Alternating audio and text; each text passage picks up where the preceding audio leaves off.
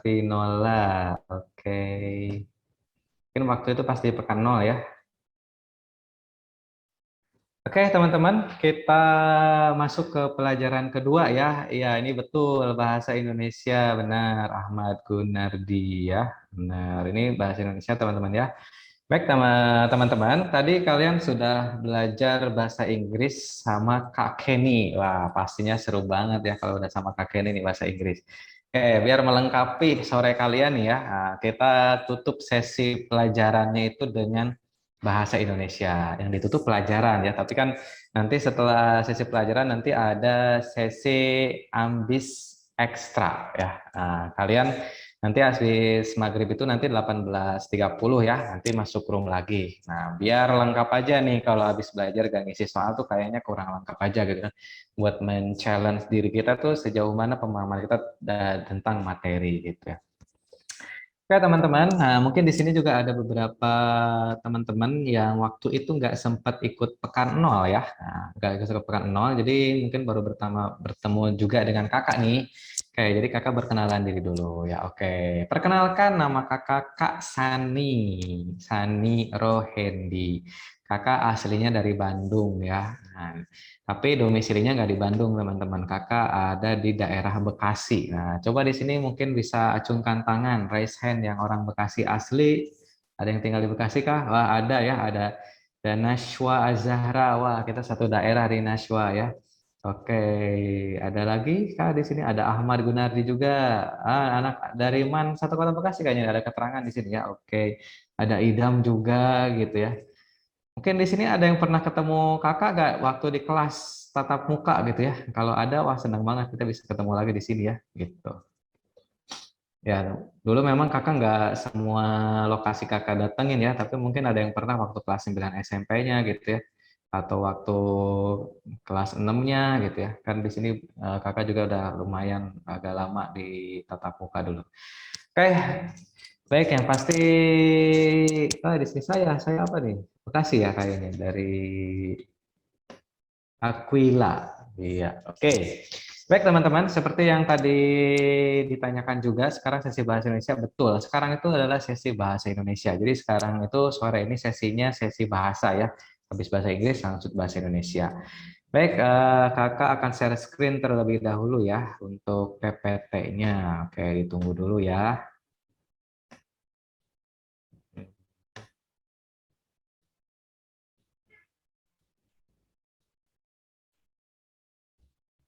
Oke, gimana nih teman-teman? Apakah sudah terlihat ada PPT di situ? Sudah jelas kah?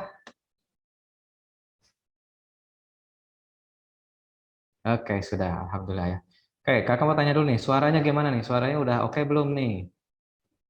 Sudah jelas gak? Ini headsetnya udah dideketin sama mulut nih ya. Mudah-mudahan jelas. Oke, mantap, sip. Kalau gitu untuk suara tidak ada masalah. Nah, nanti karena hostnya sedang ada gangguan teknis ya. Ya, jadi nanti yang konfirmasi kalau ada sesuatu langsung kalian aja. Kak, suaranya kurang terdengar jelas gitu. Karena sekarang untuk sementara kakak handle dulu semuanya ya sampai mungkin nanti hostnya datang sudah standby gitu ya. Jadi kalau misalnya ada sesuatu yang terjadi, apakah nge-like dan sebagainya langsung respon aja di kolom chat gitu. Sip ya. Baik teman-teman, karena ini pertemuan pertama kita ya, jadi kakak akan memulai juga nih dengan materi pertama. Nah, materi pertama kita adalah analisis paragraf satu ya.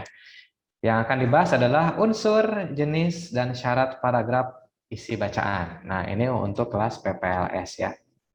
Nah, nanti pengaplikasian materi ini nanti akan sangat bermanfaat di materi-materi seperti PU, PP, PU dan PPU ya. Nah, kalau PBM-nya nggak ada Kak. PBM-nya soalnya kalau PBM itu materinya lebih ke materi-materi seperti kalimat, kata-kata, tanda baca gitu ya. Gitu. Jadi untuk sekarang kita akan lebih bahas di PBM sama PPU-nya ya. Jadi sekarang itu unsur jenis syarat paragraf. Oke, kita lanjut dulu ya.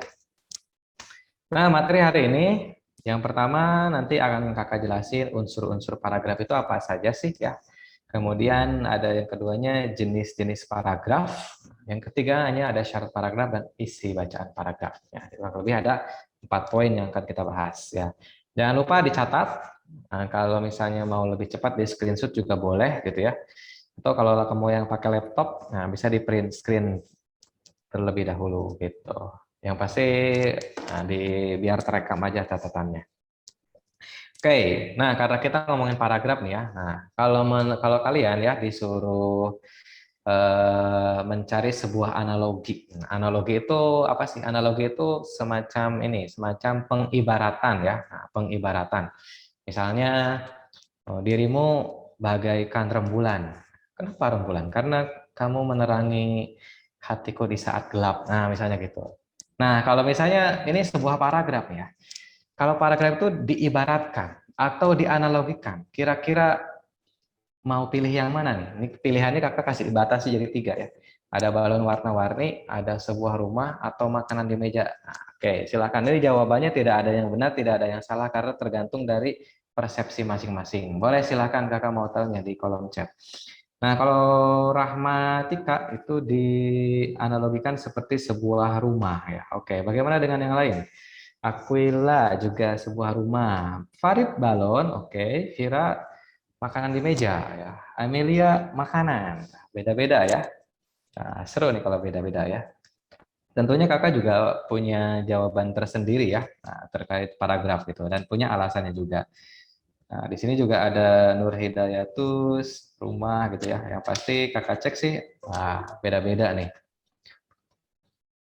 Oke, nah kalau misalnya kakak sendiri ya, oke kalau kakak sendiri, apakah sama dengan kalian? Nah, di sini ada yang ngasih alasannya nih rumah karena tiap unsurnya paling melengkapi. WK WK WK. Wah, Nabila sebetulnya alasannya logis juga nih ya. Harus ada awalnya untuk membangun paragraf. Oke, coba ya. Apakah alasannya sama seperti yang kakak? Oke. Nah, kalau kakak sendiri ini pilih yang ini ya, pilihnya yang rumah. Ah, sama nih buat yang rumah. Oke. Tapi kakak gak menyalahkan kalian yang pilih balon sama makanan di meja karena ini bukan salah atau benar. Nah, analogi ini untuk memudahkan kita ya memahami sesuatu gitu. Nah, paragraf ini kalau kakak ini lebih memilih sebuah rumah. Kenapa rumah? Nah, coba lihat kita definisinya. Paragraf adalah kumpulan kalimat yang membentuk satu kesatuan dan saling berkaitan dalam mendukung satu pokok pembicaraan. Ya, kayak rumah lah ya. Jadi kalau rumah itu kan ada pintunya ya kan, ada jendelanya gitu ya, ada gentengnya, ada terasnya. Nah, di mana bagian-bagian itu membentuk satu kesatuan menjadi sebuah rumah. Sama paragraf juga ya. Dia itu adalah kumpulan kalimat. Nah, jadi ini paragraf itu adalah kumpulan kalimat yang membentuk satu kesatuan gitu. Jadi kalau rumah itu unsur-unsurnya kayak ada eh, pintu gitu ya, jendela dan sebagainya. Kalau kalau paragraf itu adalah kumpulan-kumpulannya adalah kalimat gitu. Nah, itulah kenapa kakak nggak pilih balon. Meskipun di sini balonnya banyak, tapi kalau kita ambil balonnya satu itu tetap balon, tidak merusak nama dari balon itu. Beda kalau rumah kita ambil pintunya kurang lengkap ya. Kayak makanan di meja juga ya. Kita kan nggak perlu pilih semuanya gitu. Kita pilih sesuai kesukaan kita aja gitu ya. Oke, nah itu ya kenapa kakak pilih paragraf. Nah, analogi ini juga membantu kalau nantinya ada soal ya. Nah, mana kalimat yang bukan paragraf ya. Tinggal kita cari aja kalimat yang nggak nyambung gitu ya. Nah, kayak gitu. Oke, kita lanjut dulu ya. Nah, seperti tadi rumah, jadi si paragraf-paragraf itu kan unsur-unsur pembangunnya itu kalimat-kalimat. Nah, kalimat-kalimatnya punya peran. Kalau tadi ada yang berperan sebagai pintu ya, kalau kalimat di paragraf itu ada yang berperan sebagai gagasan utama gitu ya. Nah, terus ada juga yang berperan sebagai gagasan. Oh sorry, ini penjelasan dulu ya, sorry. Nah, kalau gagasan utama itu adalah gagasan yang menjiwai seluruh paragraf atau juga bisa disebut inti yang ingin dibicarakan dalam paragraf itu. Jadi kayak misalnya ada orang gitu ya, tiba-tiba datang ke rumah. Nah, tujuan dia itu adalah misalnya mau minjem uang atau mau minjem duit gitu. saya mau minjem uang gitu. Nah, itu tujuan dia berarti sudah disampaikan di awal gitu ya. Nah, lalu yang namanya gagasan utama ya butuh gagasan penjelas. Tugasnya itu apa sih? Tugasnya itu adalah untuk menjelaskan atau menguraikan atau membuktikan atau menceritakan gagasan utama. Jadi kalau yang ini tuh untuk memperjelas aja kayak itu. Contoh tadi kita ambil lagi contoh ada orang yang tiba-tiba minjam duit ke rumah. Tadi di awal dia sudah menjelaskan saya mau pinjam uang. Nah, kalau dia ya sampai ngomongnya sampai itu aja, itu kan berarti kita nggak ngerti. Dia minjem uangnya untuk apa? Maka dia perlu memperjelas gitu. Misalnya minimalnya uangnya berapa yang dipinjam. Saya peruntukannya untuk apa gitu. Maka dia tambahin aja. Saya minjem uang untuk biaya pengobatan anak saya gitu. Nah, itu kan makin jelas. Besarannya berapa? Besarannya 5 juta aja, nggak usah banyak-banyak. Wah, nggak usah banyak-banyak katanya ya. Gitu. Nah, gitu. Jadi segala sesuatu itu harus diperjelas supaya apa? Untuk mendukung apa sih yang ingin kita bicarakan gitu ya. Nah, ternyata ada lagi nih. Ada juga kalimat di paragraf itu yang menjadi kalimat utama. Wah, apa bedanya dengan gagasan utama? Sama-sama ada kata utama di sini. Nah, jadi kalau kalimat utama itu adalah kalimat yang mengandung gagasan utama. Nah, jadi kalau kalimat utama itu kalimatnya gitu ya. Nah, inti dari kalimat utama itu bisa juga disebut dengan gagasan utama. Oke, kalau masih remang-remang tenang aja nanti ada contoh yang bakal bikin memperjelas nih teorinya ya. Terus ada juga kalimat penjelas. Kalimat penjelas juga ya auto sama ya. Kalimat penjelas itu ya kalimatnya yang intinya itu adalah gagasan penjelas gitu. Nah, itu ya. Jadi kalimat-kalimat di paragraf itu berperan menjadi poin-poin ini. Ada yang gagasan utama, ada yang gagasan penjelas, kalimat utama, kalimat penjelas. Oke. Nah, biar lebih paham lagi nih, Kakak kasih contoh ya. Nih, kasih contohnya nih. Oke, di sini ada foto nih ya. Oke, di sini masa sih nggak kenal sama orang ini? Coba bisa ditulis di kolom chat siapa nih kira-kira ya di foto ini? Dia pokoknya terkenal lah ya gitu. Followersnya juga banyak. Babang Ronaldo, wah, kayaknya yang bilang Babang tuh adiknya ya. Nah, bilangnya Abang. Si Artuzo, Abang Jaki. Siapa Abang Jaki? Ada bilang Messi. Oh, Messi itu pesaingnya dong itu ya. My Cyrus, Ronaldo Wati, ya ada pakai tambahan Wati ini ya Pak. Kakak yakin di sini pada kenal yakin, termasuk yang bilang Messi itu pasti tahu ini siapa ya gitu. Nah ini kakak mau bikin paragraf tentang orang ini ya. Nah ini karena orang ini banyak dikenal orang, jadi biar nanti kita enak aja ya bisa saling nambahin informasinya nih. Nah contoh ya. Misalnya contoh paragraf beserta unsurnya. Nah, misalnya kakak mau mengatakan sesuatu tentang orang ini. Cristiano Ronaldo adalah pemain bintang. Nah, kalau ada kalimat sampai sini saja gitu ya, maka orang minimalnya bakal bertanya-tanya, dari mana dia bisa disebut pemain bintang gitu kan. Jadi kakak nggak bisa nulis sampai sini. Bahkan mungkin ada yang pemahamannya beda dengan kakak. Bisa jadi dia mikirnya, oh iyalah kan dia bintang iklan gitu ya. Nah, jadi bisa jadi ada yang mempersepsikan dia bintang iklan gitu. Nah, maka ini nggak cukup kalau sampai segini saja, butuh diperjelas. Nah, ya udah kakak kasih penjelasnya nih. Ia telah menjuarai berbagai liga di dunia, seperti Liga Inggris, Spanyol, Italia, dan Champions. Nah, berarti ini sekaligus mengkonfirmasi kalau bintang di sini tuh udah pasti bukan bintang iklan gitu ya. Apalagi kalau bintang film gitu ya. Karena di sini yang diperjelasnya juga itu Liga Inggris gitu ya, Spanyol, Italia, Champions. Nah, kalau mau makin lebih jelas lagi, ya udah kakak tambahin lagi kalimatnya. Tak hanya itu, pemain berjuluk CR7 ini merupakan pemain terbaik di dunia sebanyak 4 kali gitu. Nah, makin jelas juga kan. Kalau mau tambah jelas lagi, tambahin lagi aja nggak apa-apa. Seringkali ia menjadi pencetak gol terbanyak di sebuah kompetisi. Tuh, makin bawah kan makin jelas ya. Nah, di sini kakak kasih tanda merah. Yang tanda merah itu adalah ini adalah gagasan utamanya. Sorry, ini kalimat utamanya. Kalimat utama. Nah, jadi kalimat utama ya itu kalimatnya yang mengandung gagasan utama. Lalu gagasan utamanya apa, Kak? Nah, gagasan utamanya itu bisa kita tulis sendiri, yang penting mewakili ini. Boleh kita tulis ulang kalimat ini, bisa ya, itu cara yang paling simpel. Jadi gagasan utama itu kata-katanya boleh persis sama dengan kalimat utama.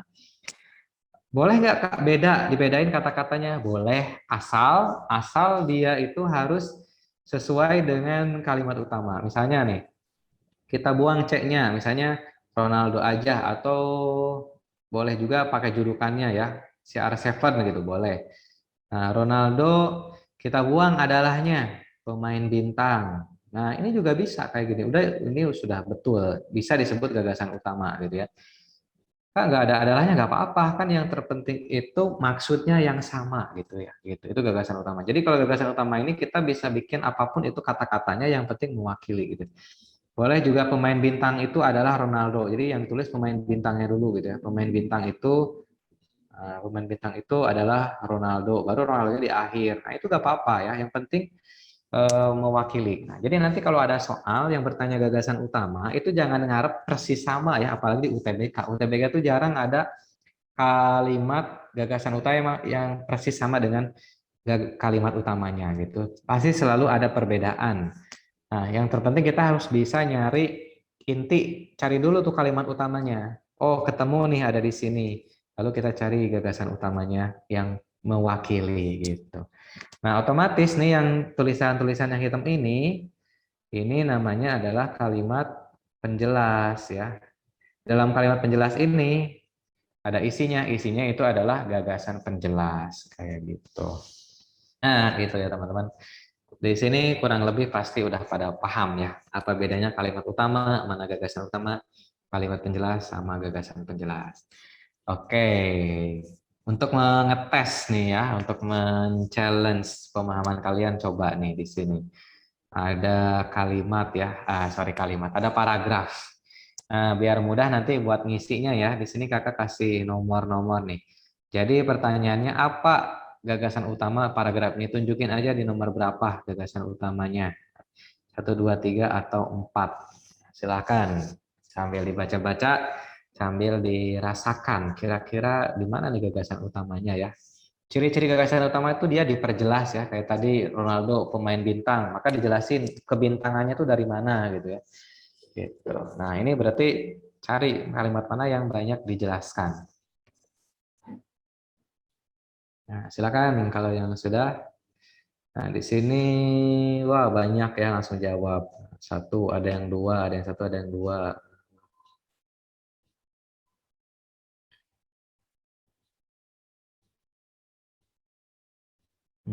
Oke. Di sini kakak cek ya. Nah, ada yang satu, ada yang dua, tapi kebanyakan satu ya. Oke, coba nanti kita bahas bersama-sama ya. Ada juga yang dua. Oke. Nah, kita bahas nih ya.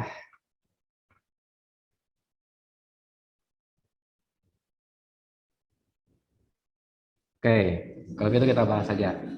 Nah, di kalimat pertama ya, akhir-akhir ini sering terjadi bencana di Indonesia gitu. Kira-kira bencananya apa aja ya? Nah, ternyata di kalimat dua ada kalimat ini. Ada bencana yang diakibatkan oleh alam dan ada juga bencana yang diakibatkan tangan manusia. Nah, berarti kalau kita lihat kalimat dua ya, dari isinya itu memperjelas kalimat satu ya kan? Di sini kan ada kata bencana gitu ya.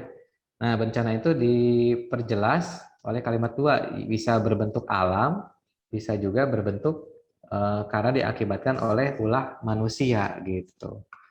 Nah, terus diperjelas lagi, belum lama ini terjadi longsor. Nah, ini diperjelas contohnya. Longsor, angin puting beliung di beberapa daerah di Indonesia. Nah, kalau ini kan berarti mempertegas bencana alam, mempertegas bencana berbentuk bencana alam gitu ya. Terus ada juga yang terakhir, selain itu banjir pun kini kerap terjadi di kota-kota besar di Indonesia seperti Bandung, Semarang, Surabaya, dan sudah barang tentu Jakarta. Nah, banjir ya. Kalau banjir sekarang-sekarang ini rasanya lebih cocoknya disebut bencana akibat manusia ya, karena kebanyakan tuh karena sampah ya kan. Ya memang ada banjir yang diakibatkan sama alam gitu ya, kayak tsunami gitu kan. Tapi kan kebanyakan karena permasalahan sampah lah, atau misalnya sungainya terlalu dangkal gitu ya. Jadi dia terlalu banyak tumpukan endapan lumpur gitu ya. Nah, jadi kalau kita lihat dari poin ini ya. Nah, kalau kita lihat dari poin ini, nah maka gagasan utamanya itu yang ini ya, yang kalimat satu itu. Jadi ada di kalimat satu. Nah, dia di sini. Nah, gitu. Itu di kalimat satu. Karena bencana itu di sini dijelasin ada alam ya kan? Gitu. Ada juga karena manusia. Nah, jadi kalau dilihat dari kalimatnya, kalimat satu ini diperjelas oleh kalimat yang lainnya gitu. Oke. Sip, buat yang udah jawab kalimat satu. Berarti udah pada paham ya. Gitu. Oke, kita lanjut dulu. Nah, ini gagal. Jadi kalimat utamanya ini akhir ini sering terjadi bencana di Indonesia. Nah, gagasan utamanya tuh yang penting mewakili aja gitu ya. Bencana sering terjadi di Indonesia. Nah, itu. Tinggal cari bikin kalimat yang paling mewakili kalimat satu. Oke, gitu ya. Sampai sini dulu ada yang mau ditanyain dulu, Kak?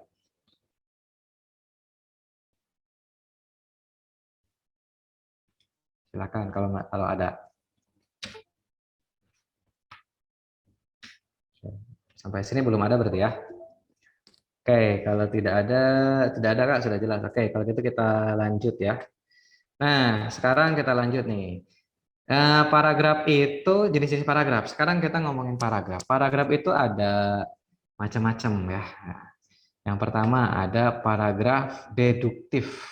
Nah, kalau paragraf deduktif kira-kira ini gagasan utamanya dari mana nih teman-teman? Ayo, siapa yang tahu? Di depan. Di depan alias di depan ya. Tuh, di awal paragraf, di awal Vira, Nadia, iya di awal depan kalimat.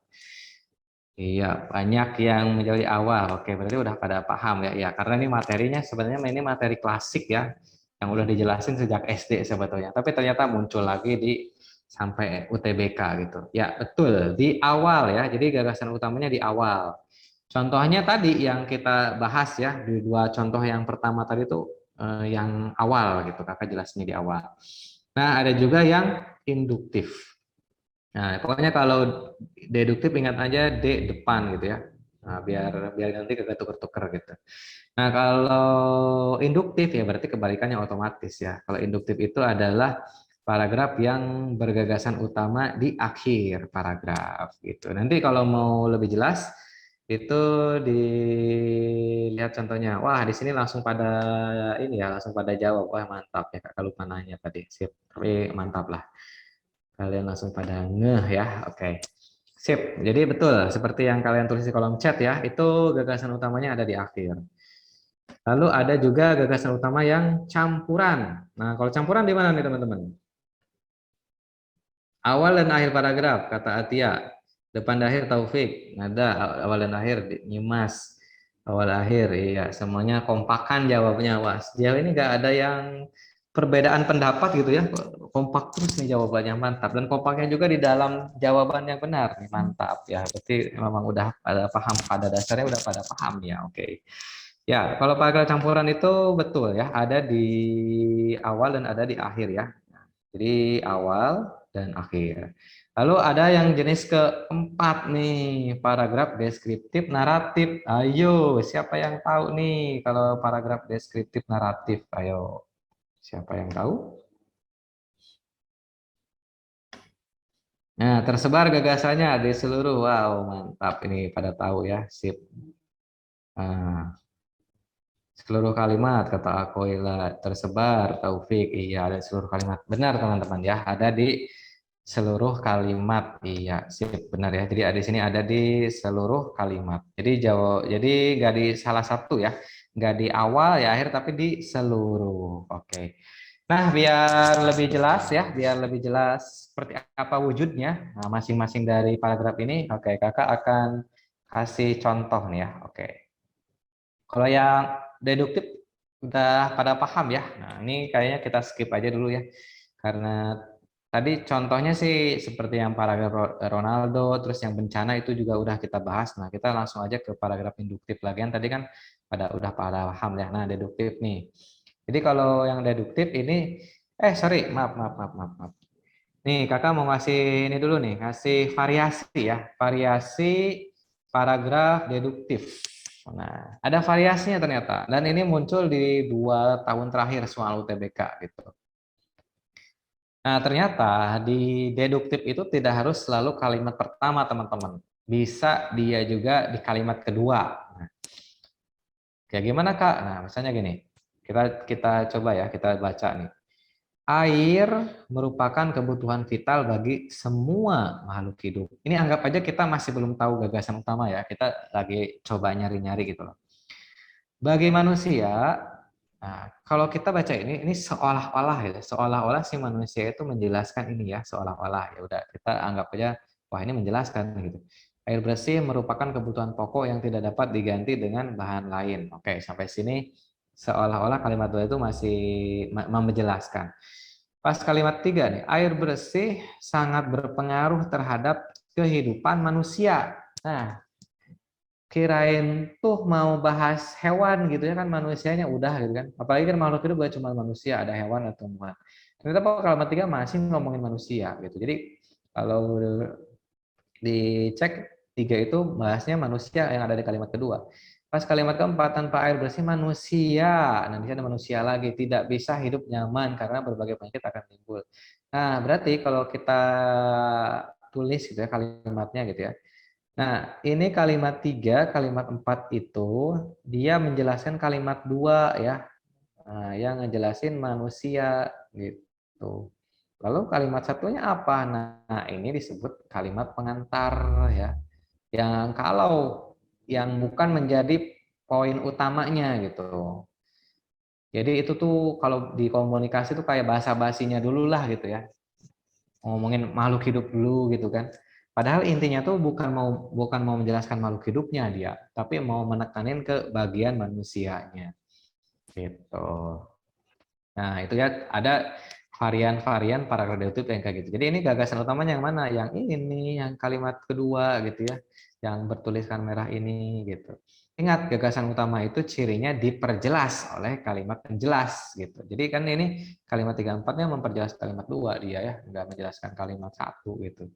Jadi kalau ibaratnya ya pahit-pahitnya kita buang aja kalimat ini, nggak ngaruh sama paragraf dia itu ya, karena intinya tuh bukan ngejelasin makhluk hidupnya. Kalau makhluk hidup kan luas ya, gak cuma manusia, ada hewan dan tumbuhan gitu. Tapi hewan dan tumbuhan sama sekali nggak dibahas di sini. Berarti mau menitik beratkan ke manusianya gitu.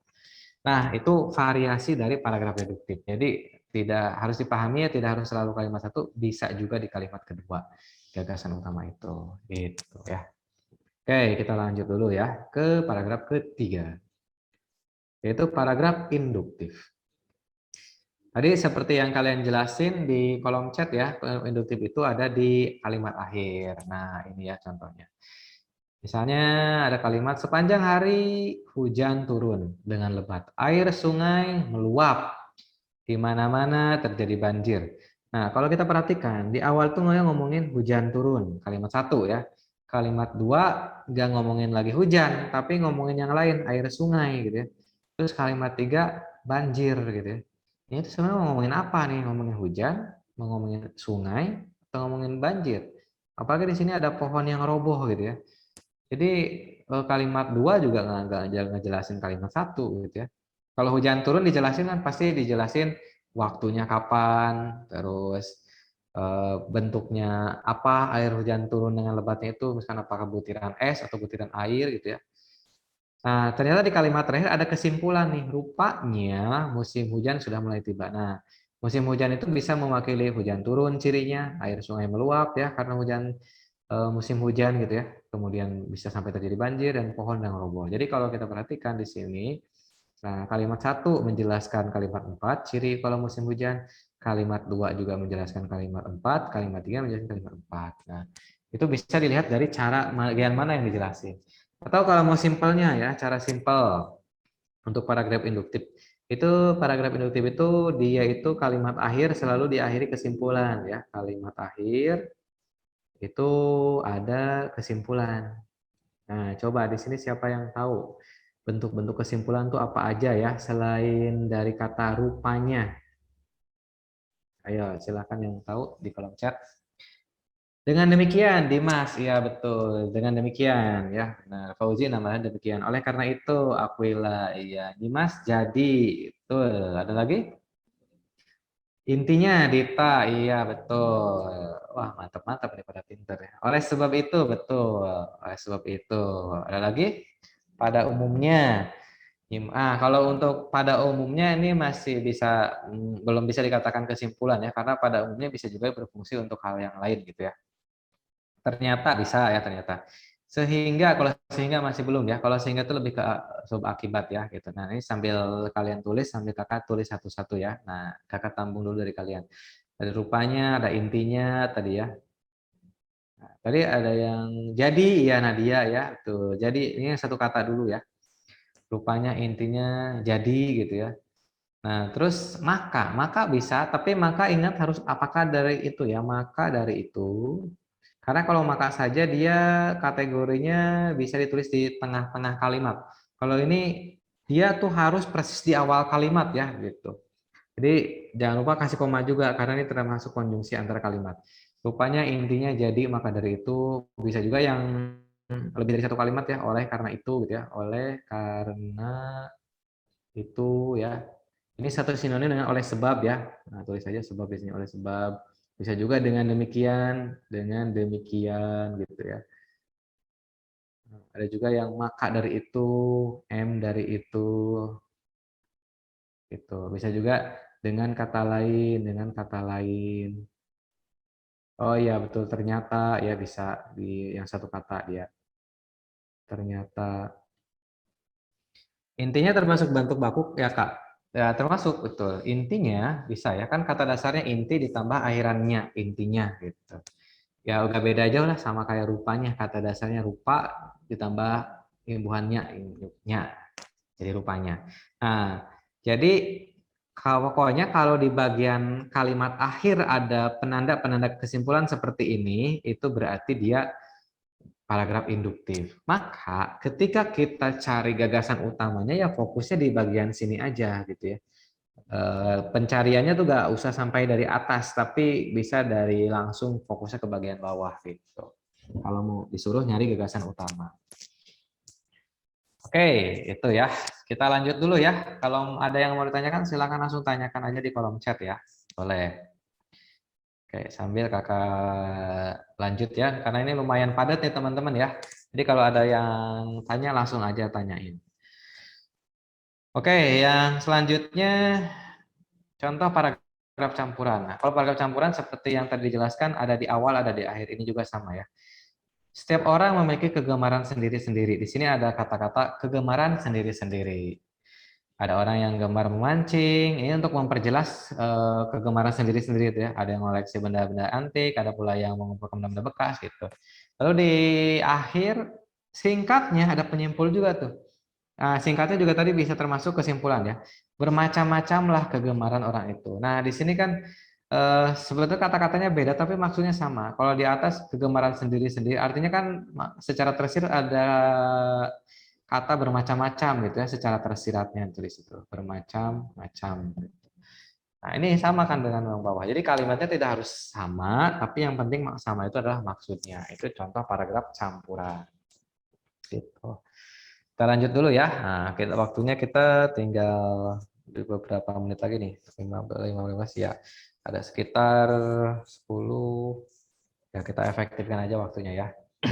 Nanti teman-teman kalau nanya bisa langsung kayak Amelia Novia nih, langsung nanya gak apa-apa ya.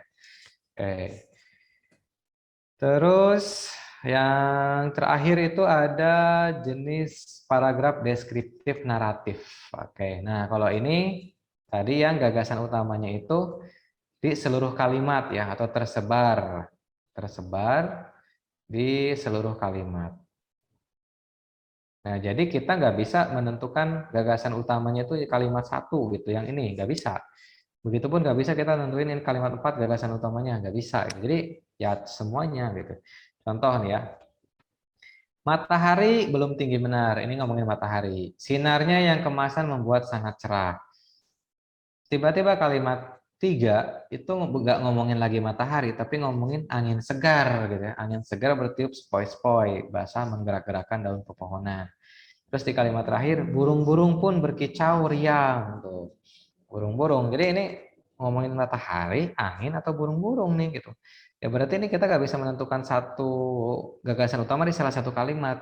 Ya berarti di semuanya gitu. Kita tinggal simpulin sendiri. Jadi kalau ini polanya itu 1, 2, 3, 4, misalnya ada 4 kalimat. Jadi si 4 kalimat ini kira-kira ini menjelaskan apa gitu ya. Nah disitulah ada gagasan utamanya. Nah, Muhammad Abid ngasih itu suasana di pagi hari. Iya betul Abid. Akuila juga betul. Iya. Jadi ini adalah suasana di pagi hari gagasan utamanya. Jadi kata-kata suasana di pagi hari itu adalah simpulan dari kalimat-kalimat ini. Ya benar. Suasana pagi hari gitu. Sip. Nah, udah paham ya? Nah, cuma nih kakak kasih tahu ya, untuk paragraf deskriptif naratif ini kalau dibandingin dengan 3 paragraf sebelumnya yang campuran deduktif induktif itu lebih jarang muncul ya, lebih jarang muncul di UTBK. Makanya kalau teman-teman yang udah punya problem set itu ya, nah itu di problem set itu jarang dimunculkan tipe soal yang kayak gini, karena dia satu yang jarang muncul gitu dan lebih banyak yang deduktif induktif gitu. Jadi di soal latihan itu lebih banyak yang itu dimunculin karena memang banyak juga yang bermunculan deduktif induktif gitu, campuran juga. Oke, sampai sini dulu. Silakan ada yang bertanyain nggak? Mangga.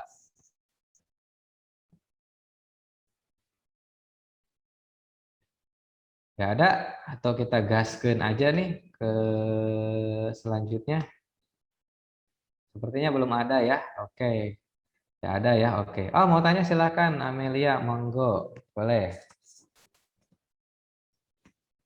Silakan Amelia.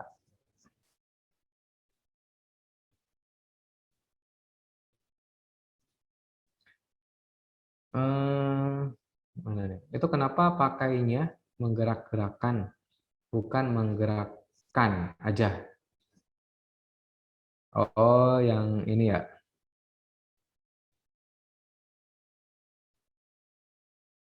Oh, menggerakkan daun. Oh, ini ya.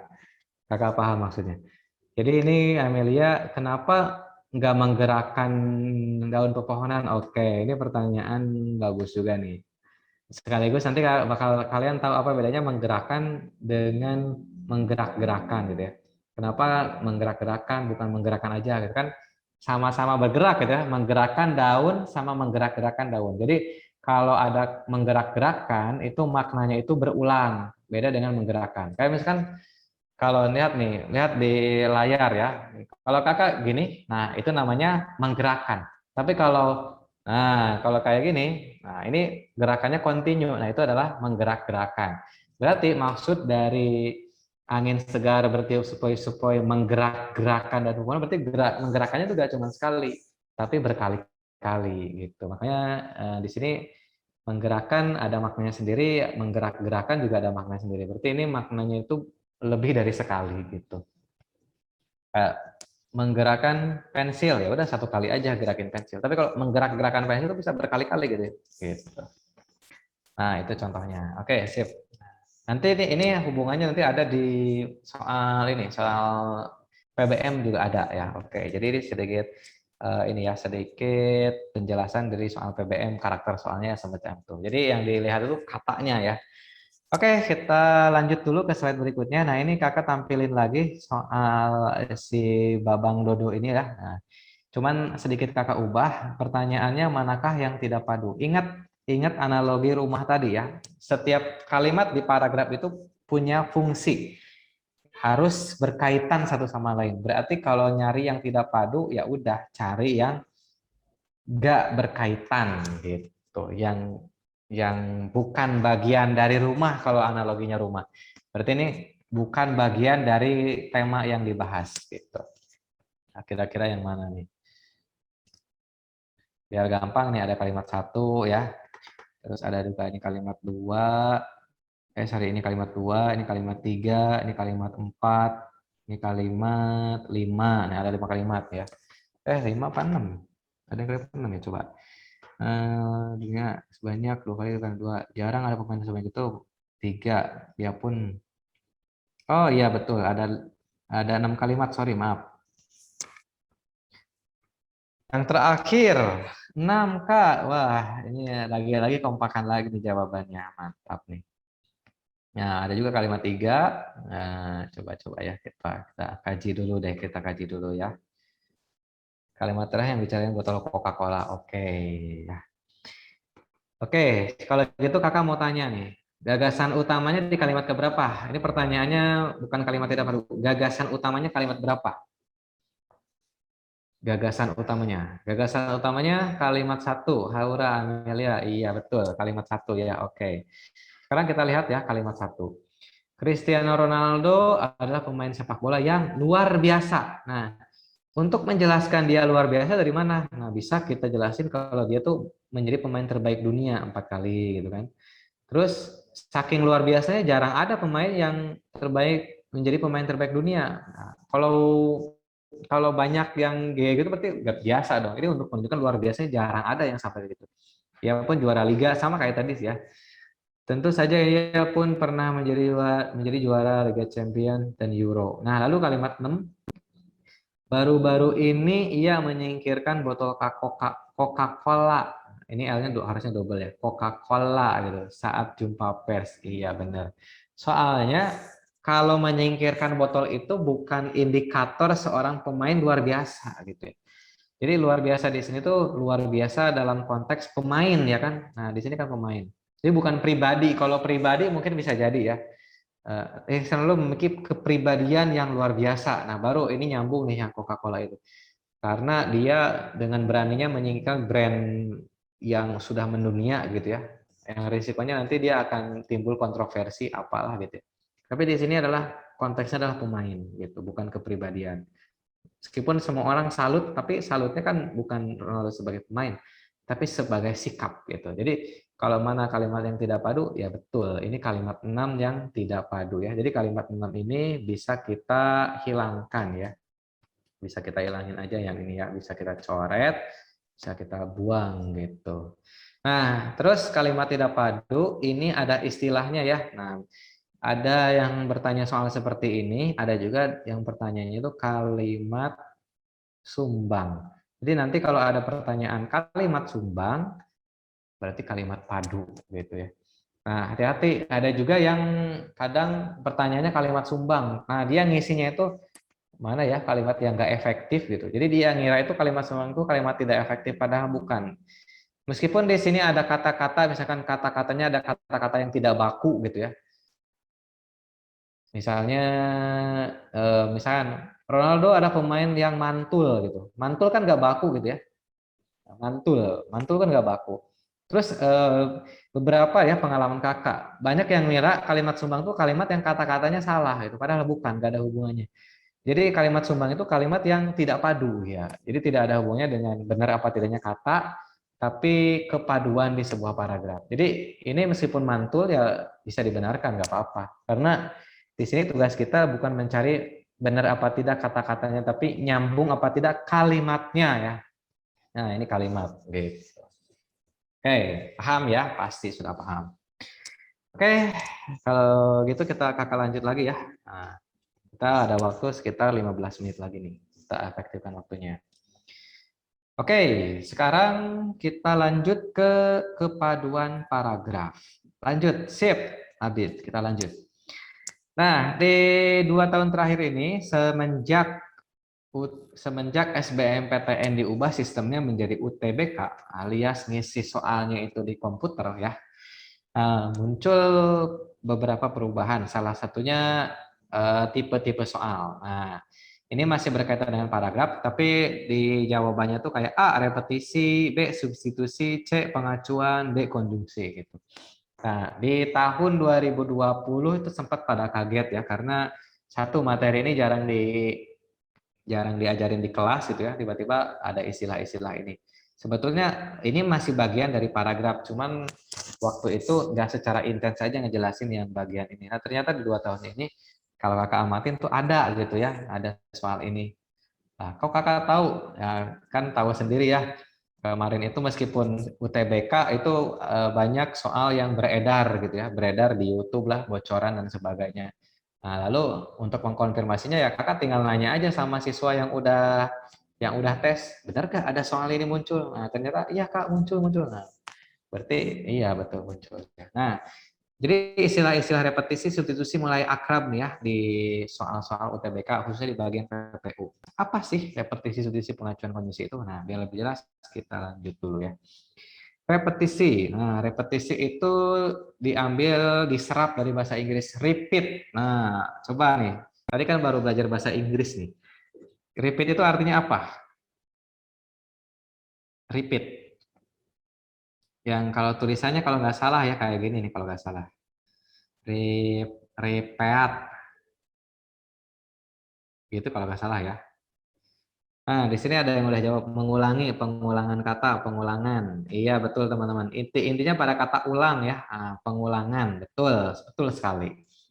Nah, jadi repeat itu repetisi atau secara simpelnya itu pengulangan gitu ya, pengulangan kata. Berarti ada dua kalimat di satu paragraf, ini satu kalimat satu, ini kalimat dua. Nah, ini saling berkaitan. Jadi ini kata kuncinya kohesi itu adalah keterkaitan. Nah, ini keterkaitannya, keterkaitan antar unsur. Jadi kalimat satu dengan kalimat dua itu saling berkait. Buktinya apa? Nah, kita tuh disuruh nyari bukti. Atau bentuknya apa? Bentuknya adalah pengulangan. B.J. Habibie sejak muda tinggal di Jerman. B.J. Habibie menempuh pendidikan di sana. Nah, karena yang diulanginya B.J. Habibie, berarti ini adalah pengulangan atau repetisi. Jadi kalau ada pertanyaan, apa kohesinya di kalimat dua? Nah, biasanya yang ditanyain itu kalimat yang angkanya yang lebih besar gitu. Misalnya ada 4 kalimat, lalu yang ditanyain antara 3 dan 4 mana? Nah, kita carinya di angka terbesar gitu. Kalau ini kan antara kalimat satu dan kalimat dua, kita carinya di kalimat duanya. Dan kalimat dua itu mengulang kata B.J. Habibie di kalimat satu gitu. Maka ya udah itu adalah repetisi. Nah, kurang lebih seperti itu. Itu gampang ya untuk repetisi. Intinya yang diulangi aja gitu. Repeat, ulang, betul. Terus yang kedua, substitusi. Nah, substitusi. Nah, di sini siapa nih yang suka main PES? Atau dulu ada Winning, ada juga FIFA gitu ya. Atau yang suka nonton bola. Nah, di sini ada istilah yang lekat dengan olahraga itu atau permainan itu, substitusi. Itu kalau kita mau ganti pemain ya kan, substitution kalau bahasa Inggris itu gitu. Nah, substitusi itu kalau di Indonesia ini tuh adalah apa nih? Memasukkan atau penggantian nih. Substitusi ya, substitusi bisa penggantian. Nah, kayak kita mau ganti pemain. Nah, penggantian berarti yang diganti memang dimasukin gitu ya. Nah, kayak ini. Kita masih kalimat yang sama nih. B.J. Habibie sejak muda tinggal di Jerman. Nah, cuman kalau tadi pakai B.J. Habibie, kalau sekarang kita ganti. Presiden RI ketiga itu saat itu menempuh pendidikan di sana. Nah, Presiden RI ketiga itu ya siapa lagi kalau bukan B.J. Habibie gitu. Jadi untuk mensubstitusi. Nah, untuk substitusi sendiri itu kata-katanya bisa ini ya, bisa terserah kita, bisa kita berkreasi. Yang penting rujukannya ke Habibie. Misalnya, saya mah nggak mau presiden RI ketiga, misalnya jadi suami dari Ainun gitu ya, suami dari Ainun. Nah, ini kan B.J. Habibie juga otomatis gitu. Kalau kalian gimana? Berarti menggantikan subjek ya Kak? Iya, subjek yang dibicarakan ya gitu. Karena subjek itu inti yang dibicarakan dalam kalimat itu di subjek dan predikatnya. Dalam hal ini benar subjek. Bisa juga misalnya apa lagi ya kalau untuk menggantikan B.J. Habibie? Boleh di kolom chat kalau mau bantu Kakak. Misalnya apa ya? Misalnya pembuat kapal pertama gitu ya. Pembuat bukan kapal, pesawat ya. Pembuat pesawat pertama di Indonesia gitu. Nah, bisa kayak gitu. Inventor, sang penemu teori tentang pesawat itu. Nah, ya jadi ada kata-kata yang bisa mewakili ya, yang mewakili Presiden RI. Nah, di sini ada pertanyaan dari sorry ini. Kalau pakai ya boleh nggak Kak? Wah, ini pertanyaan Dimas ini sangat ini sangat berkaitan dengan slide berikutnya nih. Wah, jadi pertanyaannya bisa dijawab oleh slide berikutnya nih. Jadi pas gitu ya. Nah, pas. Jadi kakak sekalian buka slide berikutnya sekaligus menjawab pertanyaan Dimas nih. Nah, selain tadi ada repetisi dan substitusi, ada juga pengacuan. Nah, ini kakak tulis dulu tambahan nih.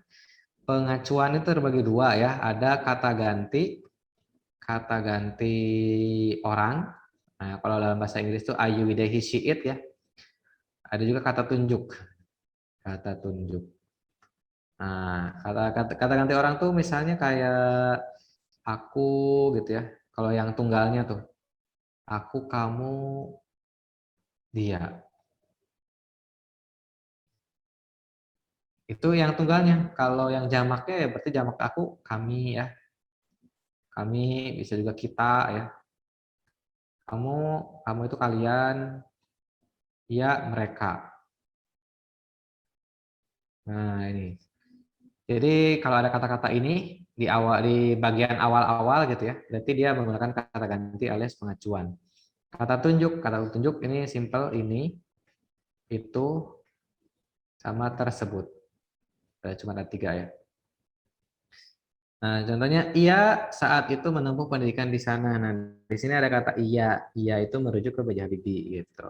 Nah, kenapa ia lebih masuk ke pengacuan? Soalnya kalau iya kan satu dia kata ganti ya. Yang kedua, iya itu tidak harus selalu dengan B.J. Habibie, tergantung apa di sininya itu siapa gitu. Gitu. Terus bisa juga berbentuk ini itu terus di sini kayak pria itu gitu ya. Nah, ini pria itu karena ada kata itu berarti itu pengacuan.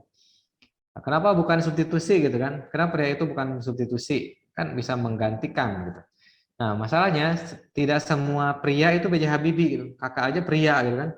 Jokowi aja pria. Jadi kalau pria itu bisa bisa siapapun, tidak harus B.J. Habibie gitu. Maka yang mengikat kalimat ini sebetulnya tidak hanya pria tapi itunya. Kalau pria aja kan nggak B.J. Habibie, tapi karena ada kata itu, nah itunya itu loh yang merujuk ke B.J. Habibie. Pria itu tuh siapa? Jadi prianya tuh pria itu, nggak pria aja. Nah gitu ya. Jadi kalau ada tunjuk, ada kata petunjuknya itu. Jadi itu menggunakan kata tunjuk berarti dia substitusi gitu. Substitusi pengacuan, maaf. Nah itu ya. Sekaligus menjawab pertanyaan dari Dimas.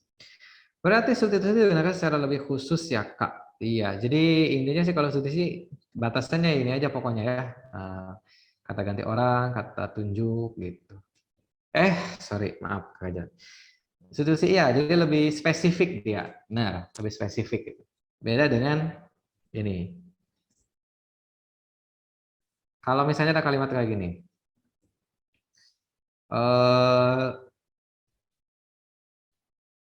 Eh, misalnya mobil Ferrari sudah saya beli. Terus kendaraan itu kendaraan itu sudah terparkir di garasi saya gitu. Nah, kalau kendaraan itu masuknya kemana nih? Substitusi atau pengacuan kira-kira? Kendaraan itu. Nah, cara cara analisnya gini, apakah kendaraan itu selalu mobil Ferrari gitu? Ah, gitu aja. Nah, Farid pengacuan, Wahid pengacuan, Leisiana dia pengacuan, Citra Diwa pengacuan. Oke, semuanya lebih ke pengacuan. Apakah betul? Jawabannya iya, ini pengacuan ya. Jadi ini bukan contoh dari substitusi, tapi ini pengacuan. Sorry, jadi ini malah di slide substitusi ya. Oke. Tapi ini intinya sih pengacuan ya. Oke, kita hapus dulu biar gak bingung nanti ya. Jadi betul ya. Jadi kendaraan itu dia mengacunya ke pengacuan ya. Karena yang mengikatnya itu bukan hanya kendaraannya, tapi ada kata itunya gitu. Sip, betul ya. Oke, kita lanjut lagi ya ke tiga. Nah, yang ketiga itu adalah konjungsi ya. Oke. Nah, kalau konjungsi, nah, maka di kalimat keduanya ada konjungsi seperti ini. Gitu. Akhir-akhir ini penderita virus corona meningkat dengan tajam di berbagai daerah. Kalau sekarang banget ya, hari ini banget tuh udah mulai ada penurunan, mudah-mudahan hilang ya gitu. Corona ini dari muka bumi ini, dan tidak ada virus yang seganas atau lebih parah, mudah-mudahan, amin ya.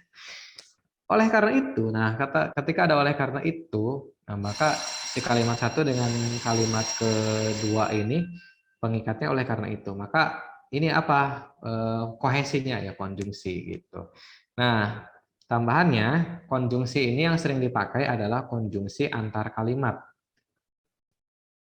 Konjungsi antar kalimat. Ada yang tahu konjungsi antar kalimat itu menghubungkan apa dengan apa? A, kalimat dengan kalimat. B, kata dengan kata. Ayo, yang mudah dapat materinya mungkin boleh. Nah, yang A itu tadi apa? Kalimat dengan kalimat. Nah, iya betul. Kalimat dengan kalimat ya. Cirinya ya, kalau menghubungkan kalimat dengan kalimat, itu cirinya itu selalu di awal kalimat ya. Ada di awal kalimat. Kalau dia di tengah-tengah, berarti bukan menghubungkan kalimat dengan kalimat, itu menghubungkan kata dengan kata. Jadi cirinya di awal kalimat. Ini kan di awal kalimat ya. Dan kemudian cirinya lainnya dia diikuti tanda koma. Diikuti tanda koma. Gitu. Nah, di sini ada tanda koma nih kalau diperhatikan gitu. Nah, itu cirinya ya. Jadi pokoknya kalau ditanya apa kohesinya kalimat satu dengan kalimat dua, ya udah tinggal di ini aja ya, tinggal dicek aja kalimat duanya. Begitu kata pertamanya konjungsi, berarti itulah kohesinya.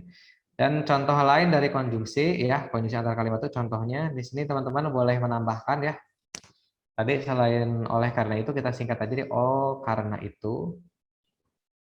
Ada pokoknya kata-kata yang menyimpulkan tadi termasuk ya. Sehingga Farid, nah kalau sehingga itu dia menghubungkan kata dengan kata, bukan konjungsi antar kalimat ya, intra kalimat. Oke. Ternyata ya bisa ternyata. Tadi pokoknya yang penanda kesimpulan itu termasuk ya. Ternyata dengan demikian, oleh karena itu tuh termasuk ya. Pokoknya kakak kasih tanda kurung nih. Konjungsi penyimpul. Gitu. Konjungsi penyimpul kayak jadi gitu ya. Tadi kan udah pada nulis ya catatannya. Oleh karenanya termasuk nggak? Nah, oleh karenanya ya, sejenis dengan oleh karena itu ya. Oleh sebab itu termasuk ya kalimat penyimpul. Jadi masuk ke sini nih. Nih kakak tambahin yang belum-belumnya ya. Selain kalimat penyimpul, ada juga kalimat yang bermakna pertentangan seperti namun gitu ya. Bisa juga akan tetapi dia itu. Akan tetapi ya. Nah, bisa juga selain itu. Nah, itu ya. Dan ini selalu di awal kalimat ya. Dikasih tanda koma dia itu. Nah, gitu. Jadi kalau ada konjungsi di awal kalimat, antar kalimat di awal kalimat, kayak gini berarti dia kohesinya adalah konjungsi. Oke, teman-teman, itu saja pembahasan materinya. Ada yang mau ditanyakan? Nah, ini kita udah di penghujung waktu banget ya. Oh iya, ini kalau teman-teman belum di-share itu ya. Kolom apa? Absensi. Hmm. Ada yang nyimpan linknya tadi kayaknya. Oh, ada pertanyaan nih. Nah, di sini teman-teman yang masih punya link absensi boleh ya. Saya mau tanya bagaimana tentang elipsis. Wow, elipsis. Oh, ada Aquila. Oke, makasih Aquila. Oke, nanti kakak bahas elipsis juga ya. Memang kakak agak munculkan karena satu jarang keluar juga. Ah, berarti kohesi itu keterpaduan antar kalimat ya? Iya, benar Farid. Kohesi itu keterpaduan antar kalimat. Jadi kalimat-kalimat yang padu itu menjadi padu. Saya mau tanya tentang elipsis Haura. Wah, kayaknya Haura udah pernah baca-baca nih tentang ini ya, tentang kohesi. Oke, boleh ya. Sampai kalian itu ya absen. Nah, kakak akan bahas sedikit tentang elipsis. Kira-kira di mana nih ya? Di sini aja nih, sorry. Nah, di agak yang kosong ya. Oke, ini kakak bersihkan dulu. Jadi ada memang elipsis, nah, cuman dia itu karakternya beda dengan yang sebelumnya nih. Kalau elipsis itu intinya adalah penghilangan. Kalau yang lain, kalau sebelumnya kan bisa ditunjukin kata-katanya ya, kayak substitusi nih, substitusinya gitu. Kalau beda lagi dengan elipsis penghilangan. Kalau penghilangan itu dia menghilangkan kata-katanya. Contohnya gini, eh, Saya mau pergi ke Jogja. Nah, saya mau pergi ke Jogja. Eh, saya mau pergi ke Jogja bersama teman sekelas. Lalu ada kalimat kedua. Karena takut ditinggal ke Jogja,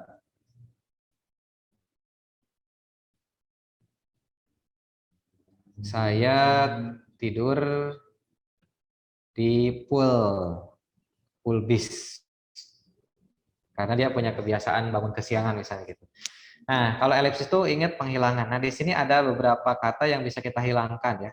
Nah, ya udah kita tinggal hilangkan aja. Yang mana? Nah, yang ini yang Jogja itu. Karena ini bisa masuk ke sini nih. Karena takut ditinggal ke Jogja, nah kita bisa buat kalimatnya menjadi karena takut ditinggal. Nah, jadi gitu ya. Saya tidur di pool bis gitu. Ntar jadi ambigu dong Kak ditinggalnya. Enggak juga, karena dia kan terikat oleh kalimat satu ya gitu. Yang ambigu itu kalau misalnya awal kalimat tiba-tiba karena saya tuh tinggal gitu tanpa ada awalan dulu baru dia bikin ambigu gitu. Tapi kalau misalnya karena takut ditinggal, saya tinggal di Pulbis. Nah, kalau ditinggal di situ tinggal ke Jogja ya, gak mungkin ditinggal ke Bandung atau ditinggal ibu gitu, ditinggal siapapun gitu ya.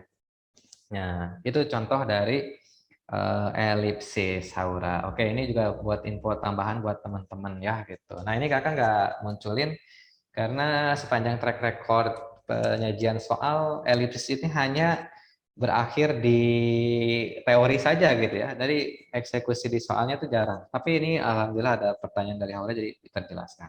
Oke, silakan teman-teman di itu dulu ya, di absen dulu gitu. Oke, teman-teman, karena waktunya kita sudah habis, mudah-mudahan ilmunya bermanfaat ya. Oke, dan bagi teman-teman yang mungkin masih ada kendala atau pertanyaan lain, bisa nanti di kolom apa di fitur konsultasi saja.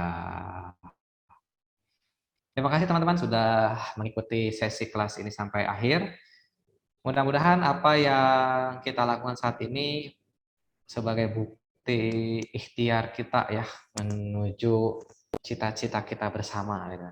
Kan Allah sendiri bilang, aku tidak akan mengubah nasib seseorang jika orang itu tidak mengubah dirinya sendiri atau kaum gitu. Jadi kita tuh dalam rangka ingin mengubah nasib kita gitu ya. Sip teman-teman, terima kasih ya kakak tutup dengan bacaan alhamdulillah, alhamdulillahirobbilalamin. Silakan di isi dulu kolom absennya ya. Oke, dadah. Assalamualaikum. Ya, sama-sama ya. Sama-sama. Sama-sama semuanya.